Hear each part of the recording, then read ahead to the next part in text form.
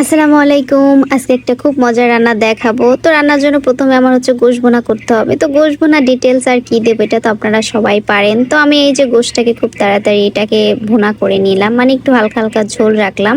তো আমার গোশত রান্না শেষ। এখন হচ্ছে আমি আরেকটা পাতিলে একটু তেল গরম করে এটার মধ্যে হচ্ছে মরিচ, পেঁয়াজ, রসুন সবকিছু দিয়ে ভালোভাবে নাড়াচাড়া করে ভাজা ভাজা করে নিলাম। তো আজকে রান্না করব হচ্ছে আমি খিচুড়ি গোশত। তো খিচুড়ি রান্না করার জন্য আমি চাল, মুগ ডাল, ডাবলি ডাল, মসুর ডাল সবকিছু একসাথে ভালোভাবে দিয়ে চালগুলাকে ভালোভাবে ভাজা ভাজা করব। এরপর একটু গুঁড়া মশলা, হলুদের গুঁড়া, সজের গুঁড়া এগুলা দিয়ে ভালোভাবে ভাজা ভাজা সুন্দর মতো ভাজা ভাজা হওয়ার পরে আমি এর মধ্যে পরিমাণ মতো পানি দিয়ে দিব। এই যে আমার পানি দেওয়া শেষ হয়ে গেছে। এখন হচ্ছে এটাকে ঢাকনা দিয়ে রান্না করে প্রায় পানি শুকিয়ে আসার আগে আমি গোশগুলাকে ওর মধ্যে দিয়ে দিব। দিয়ে ভালোভাবে নাড়াচাড়া করে দিয়ে আবার ঢাকনা দিয়ে দিব।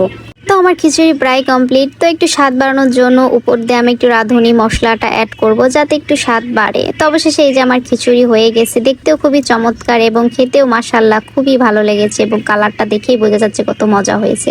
তো অবশেষে আমি প্লেটে নিয়ে নিলাম। রাতে আমাদের দিয়েছে বেগুন ভর্তা, আলু ভর্তা, সাথে আমি একটু শসা নিলাম। সেই স্বাদ খেতে।